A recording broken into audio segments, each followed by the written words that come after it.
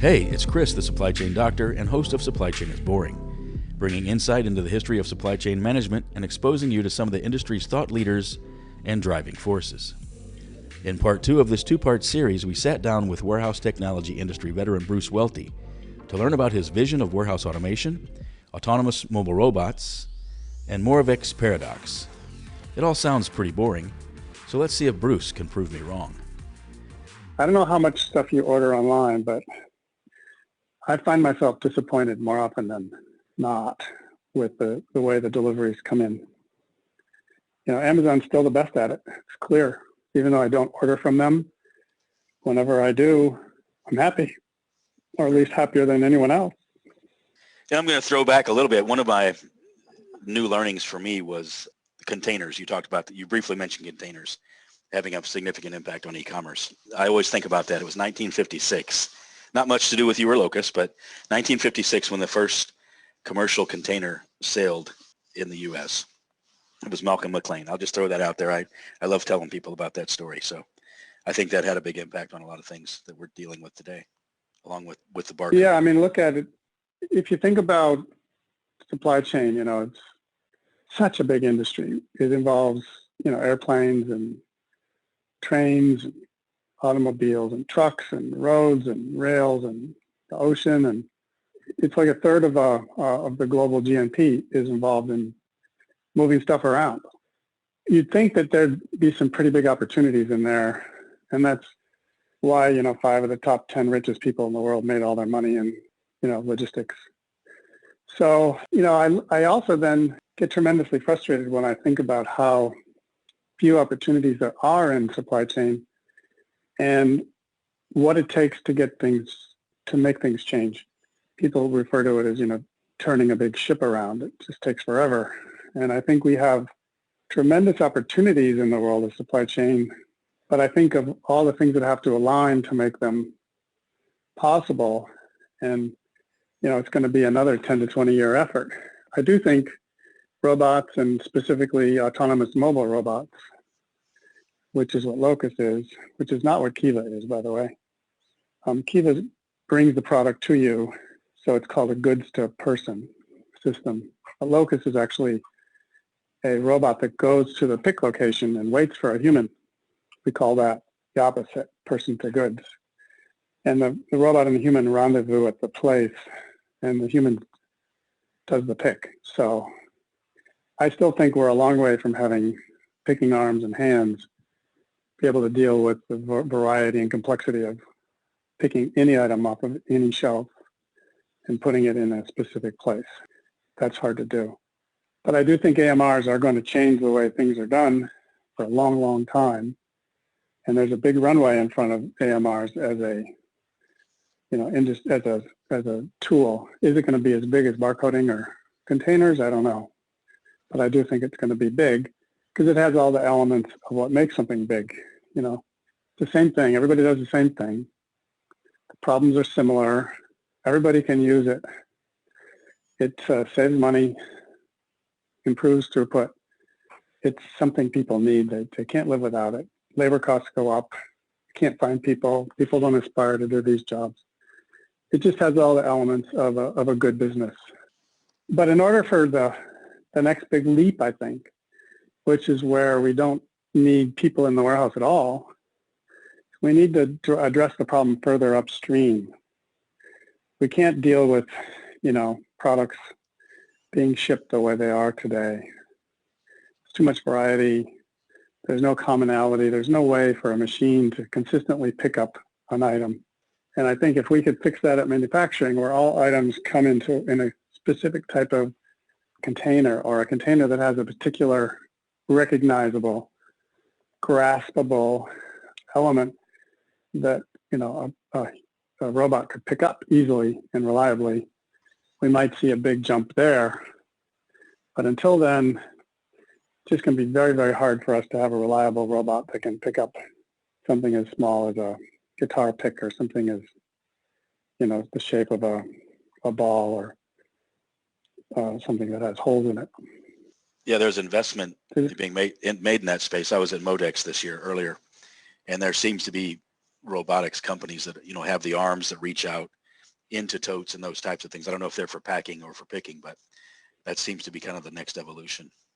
Yeah, but it's just a really, really hard problem to solve.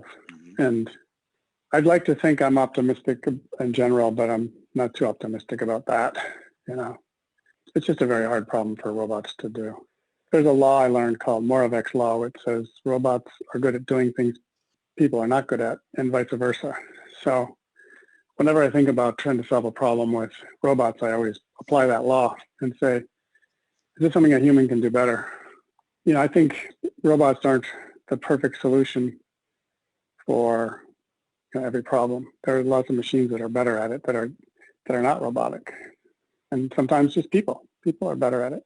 Some of the research I've done on you, Bruce, it seems to be there's a depending on the audience you're presenting to, there's a discussion around the robot versus human interaction, and kind of it's more of a social impact. What are robots going to be doing to the employee, you know, the workforce, those types of things. And I know right now logistics, there's a labor shortage. I think that's part of what's driving this change. But do you get involved in that space at all, like trying to defend the use of robots? Or I don't want to say get into arguments, but, you know, some people can be pretty opposed to automation. Yeah, I got interviewed by Steve Croft on 60 Minutes, and I think he asked me at least 20 times how many people I displaced with every robot I bought. And I kept trying to avoid answering the question, and he persisted and persisted. And I ultimately told him an answer, and that was the one thing they put on 60 Minutes. And then I was once on, I think it was Fox News, Fox Business, and they put up a picture of striking workers as part of the lead-in to the story, and I was like, oh, thanks, guys. Sometimes I think my tombstone's gonna say, you know, Bruce Welty, job killer, but I don't really look at it that way. First of all, when you ask people to think in terms of efficiency and cost savings, you can't constrain them and say, try to be efficient in cost saving, but don't attack one particular aspect of cost saving, like don't go toward labor. The other thing I just genuinely don't feel bad about this, is that these are not the kinds of jobs that are good for people, good for America, good for any country really, to have people that are skilled in this. It's a very, very challenging job, and it's very boring work.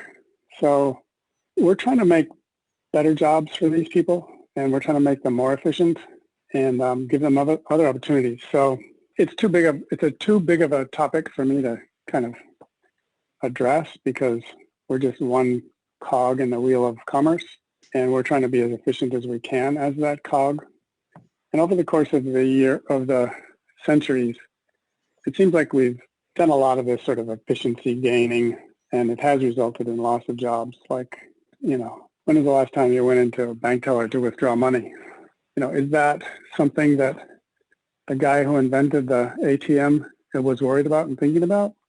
It was the problem he was asked to solve. So we try to do it in the best way we can. We have created a lot of new jobs too, so I feel good about that.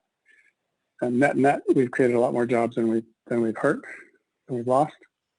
But I think in the world of efficiency gains, you just have to realign, and this is looking at the whole as opposed to each of the parts.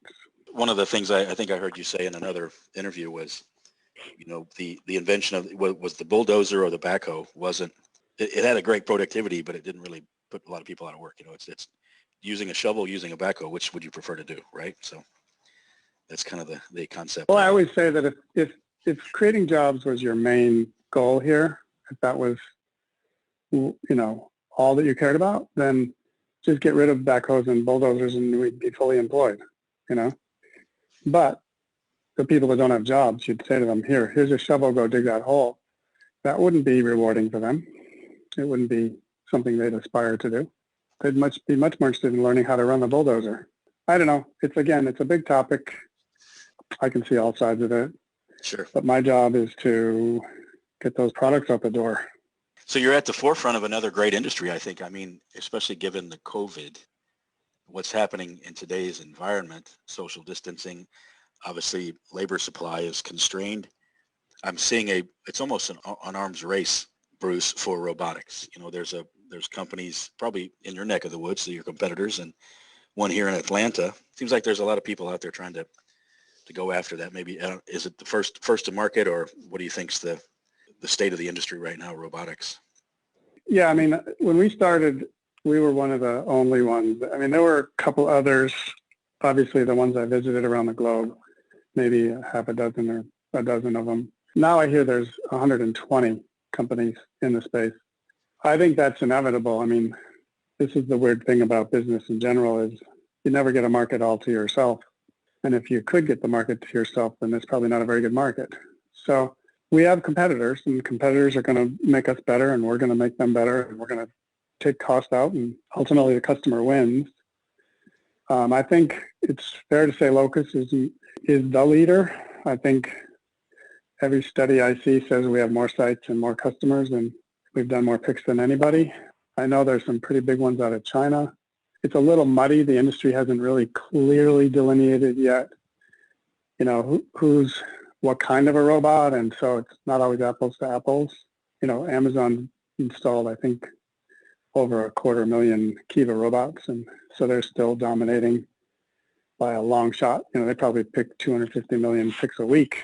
But I think it's just indicative of how big an opportunity it is, and you know, very pleased and proud of our team that we were early enough in it to see it and to be a defining company in the industry. Intimately, I know the Locus customer base, and I can tell you that in my years of starting and building businesses that I've never seen a better customer base as far as who's in it, you know, the kind of companies that have bought. It's not my place to be sharing that, but some of it's public. You can see it on the website, but there's just a lot of really, really blue chip and really, really thought-leading companies that are customers of Locus. There's a very low penetration of them, meaning that we might have 2 of their facilities, but we might only be doing, you know, 4 or 5% of their volume. So we can grow a lot within the customer base we have, and I don't think anybody can rival our customer base. So it took a while to find this one. Again, I said in supply chain there are very, very few sort of parts of it where you can actually provide something that everybody can use. I think we did find it with Locus. You have a good market presence. I always see your product, whether it's partner events or Modex, or I even know a local company, Kenco. I don't know if you're familiar with Kenco. They're a 3PL in Chattanooga.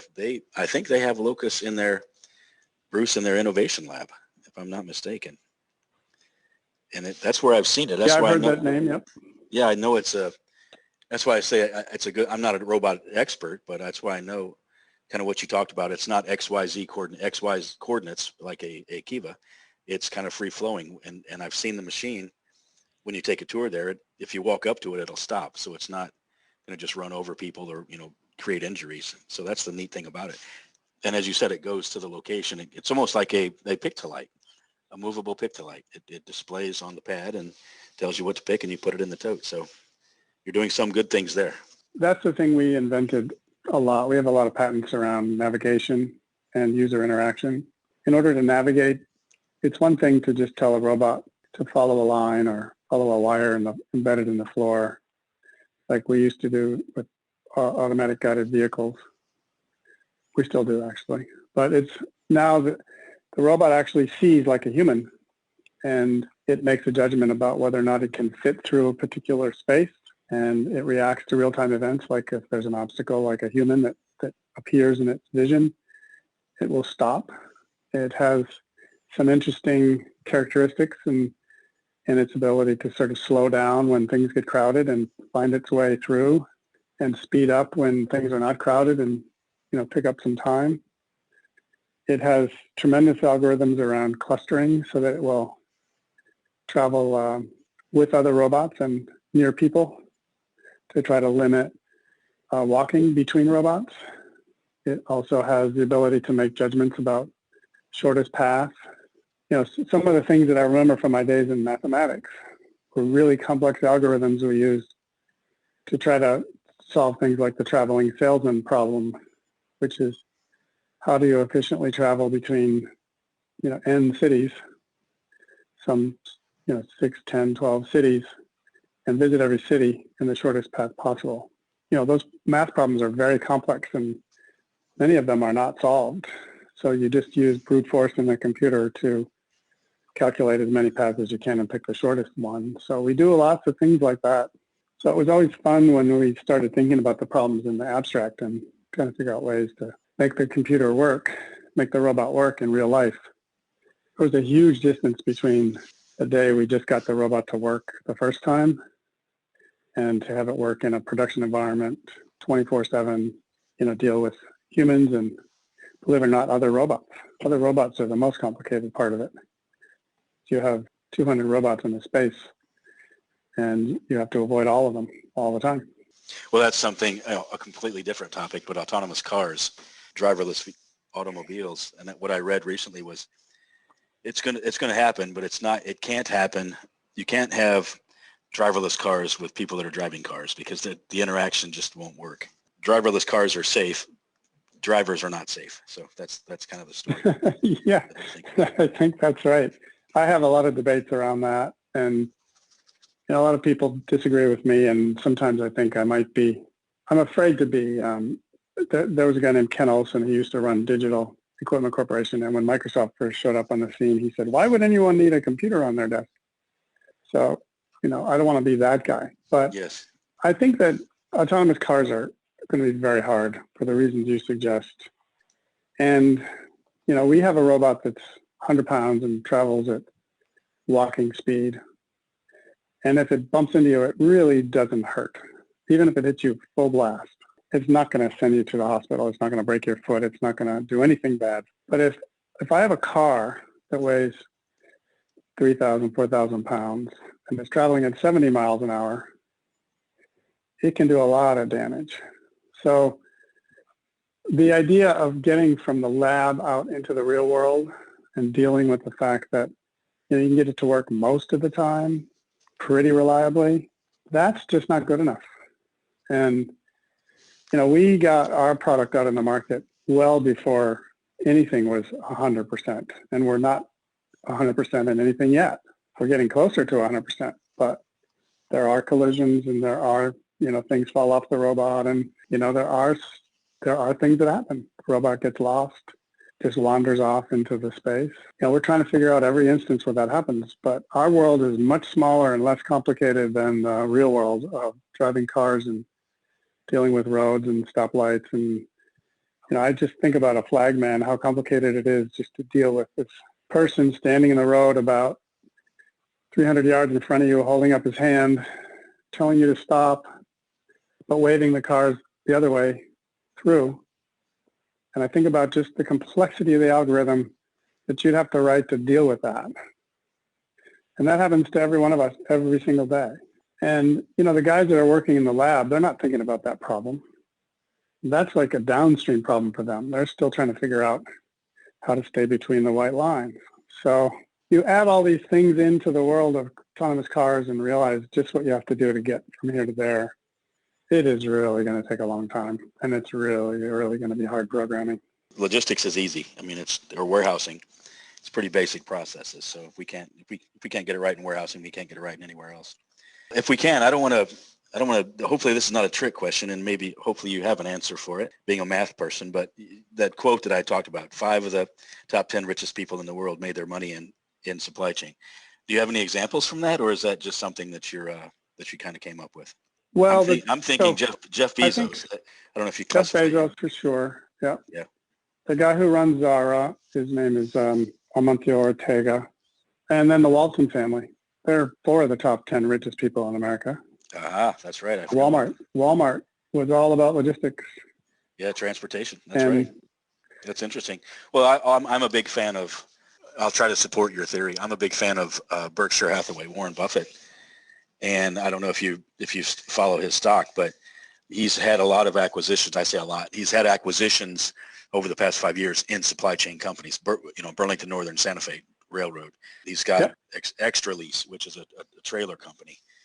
Pilot Flying J, which is it's a gas station, but it caters to the truck drivers. So I know a lot of that's transportation, but when I talk to people about in my supply chain classes, that's just a great example right there of he's probably the wealthiest person in the world, probably a smart person, and he's investing in supply chain companies. So yeah, I mean, you could give him a lot of credit for making money. And I mean, it's really, like I said, it's a third of the global GNP, and loosely speaking. And so you almost have to be in it if you want to be wealthy in some capacity. I mean, medical is the largest industry, and there's a lot of people making a lot of money in medical. I don't know if anybody's in the top 10 richest people in the world in medical yet, but I mean, clearly it's a big opportunity. The thing is, you've got to understand how to create value in that industry, and that's non-trivial because the industry is full of smart people. And I mean, think about my personal experience. I had to really suffer a lot, you know, losing access to a robot that was completely my business prop, my whole value prop was, then I had to lose that to really have the impetus to go and build Locus, which then became, you know, an industry. You know, people invented barcoding. I don't think McLean, I don't think any of those people really made a fortune. They just came up with the idea, you know. The guy who founded Symbol Technologies and owned all the patents on barcode reading, you know, he made a decent living, but I don't think he became a multi-billionaire. So I found another quote that you had, and I don't know if this is an idiosyncrasy or not. It doesn't have a lot to do with supply chain, but you said you've saved every single boarding pass since 1979. Is that accurate, or do you still do that, or maybe I'm mistaken? No, that's true. In fact, I have them right here in my office. So you have to understand that when I was born and raised in Minneapolis, my dad flew all over the world, but I never got on a plane until I flew to Boston at the age of 15. I'd never been on an airplane. And I must have been to the airport to drop off my dad or pick him up with my mom probably, I don't know, 100 times, 200 times. So I was totally enamored by planes and flying. And so my first business trip was to Alma, Michigan in 1979, where I was literally asked by my company to fly to the middle of Michigan to install a piece of software for a company. And I took that boarding pass and I stuck it in a file and just said, I'm going to keep this. This is my first business trip. And I kept filling that file with every business trip I ever took. To be fair, it became much harder to collect boarding passes when we got into electronic boarding passes. So I tried to keep the ones that I got, and I tried to print them out when I got them, but I'm sure I missed a few flights. But I have all of them in a file since 1979. I'm along those lines. I haven't been tracking it since I first started, but what I've done lately is I travel a bit now, basically through Hartsfield, Atlanta, and I track the gates that I go in and out of. I've been doing that for about 4 or 5 years. It's just fun. It's the engineering in me. I like to see which gates I've gone, the most popular gates, the most popular terminals, but I don't have to print anything out. It's more memory based. So I've got one more thing to I could talk to you forever. I'm like a kid in a candy store. I'm sure you have opinions on drones and everything else, but maybe that's for a different topic, different discussion. But Bruce, as we wrap down, I always like to conclude with getting guest perspectives on the future of careers in supply chain management. So I've got a lot of different people that listen, whether they're students or professionals that want to transition into supply chain management. Do you have any suggestions or guidance on what people can do going into college or that are in college, what they should study, or somebody that just wants to get into this interesting career? Yeah, I mean, obviously I would have some advice, mostly from the mistakes I've made and scars on my back. But pay a lot of attention to the sector and the company that you're working for and that you aspire to work for. Because in order to really, you want to be in a business where the wind is at your back. And in order for the wind to be at your back, you have to have a whole bunch of things in your favor. You need to have a big market that's growing fast. You need to have a product that people absolutely have to have. Not just something that they want to have, but something that they absolutely have to have. And if you can get with the leader in the sector, that's a huge advantage because leaders end up getting all the value either in the public markets or in the profit of the business. And I would say try to find recurring revenue models. So if you're selling something, try not to sell a thing that you get paid for and then that's it. try to sell something that's a service, or it can be a thing that is built out like a service. In the world of software, they call it software as a service, where like Salesforce.com, you don't actually buy the product, you just pay by the seat. And so you pay a lot less, but over time it might add up to be more than. But the most important thing about it is that it gives you a reliable revenue stream.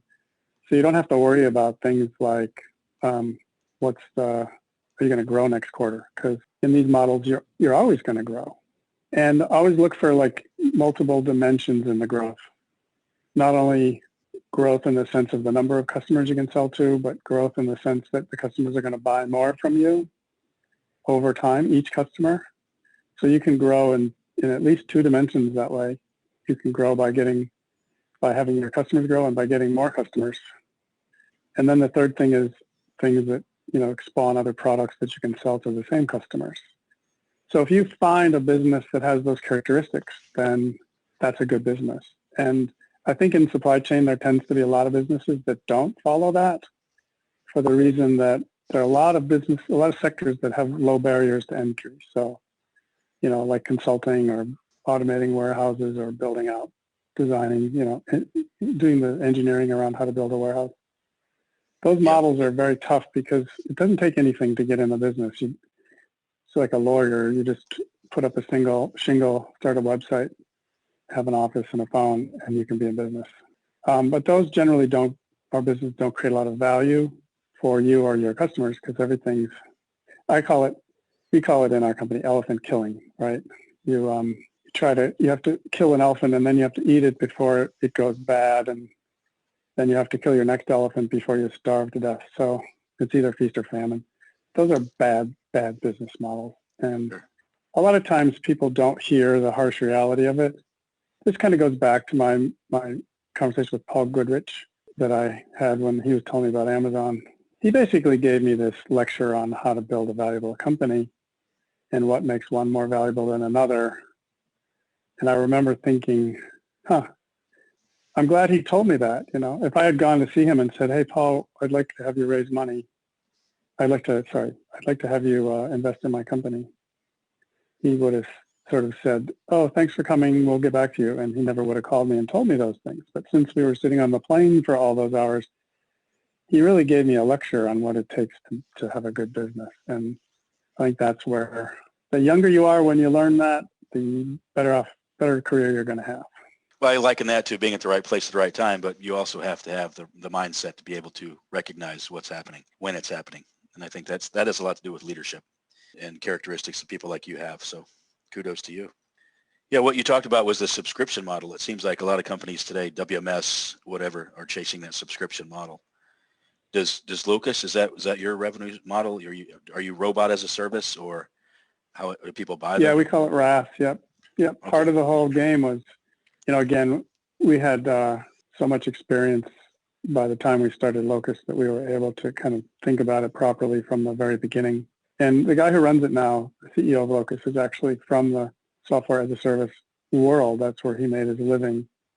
And when the board was looking for a new CEO, they looked hard at that as, sort of a core requirement of any CEO we hired that had experience in setting up recurring revenue models. It seems sort of trivial to do, but it's complicated, and also you have to be really religious about it. You can't just say, well, we'll mostly do robots as a service, and we'll sell it to our customer if they want to buy it in a lump sum. And you just have to say, that's not how we do business, because really you can't just do it partially. You have to do it one way or the other.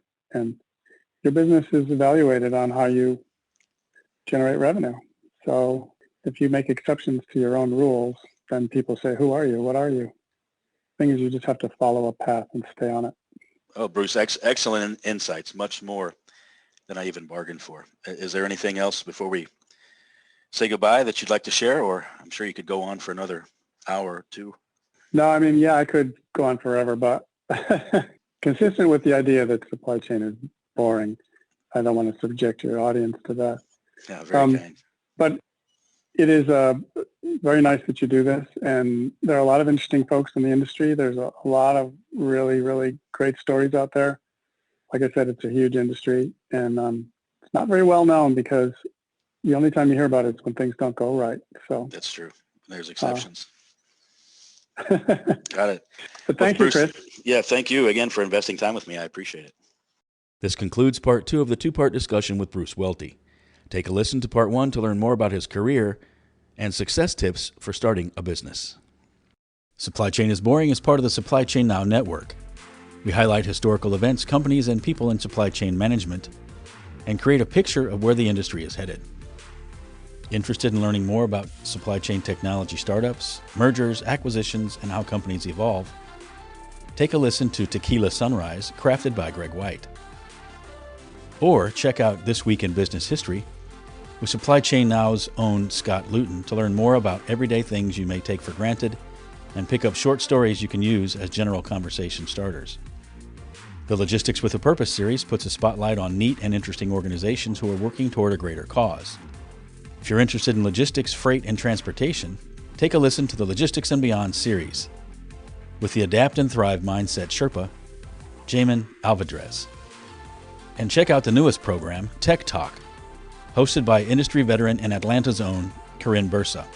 Bursa will discuss all things digital supply chain. If interested in sponsoring this show or others on Supply Chain Now, send a note to chris@supplychainnow.com. And remember, supply chain is boring.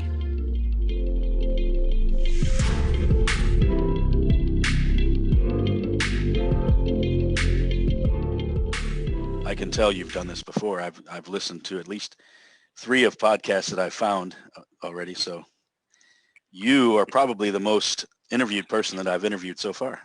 Well, I have had a lot of interviews.